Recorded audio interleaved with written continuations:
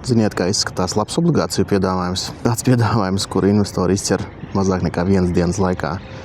Šonadēļ sākumā bija kvartālas obligāciju emisijas pēdējais laidiens, un pēc 10 no rīta tika paziņots, ka 11 piedāvājums tiek slēgts, jo ir sasniegta pietiekama investoru interese.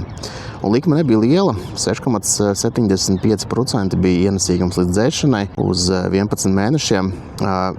Tā izskatās labs piedāvājums. Jā. Tādā ziņā to, ka investori to tik ļoti grib, ka viņi tik īsā laikā piesakās un piedāvājums ir jāver ciet. Tā kā tas ir labs signāls obligāciju investoriem.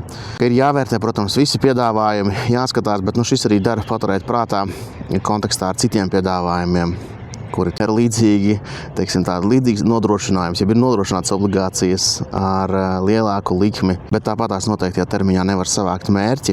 Ir kaut kādi iemesli tam.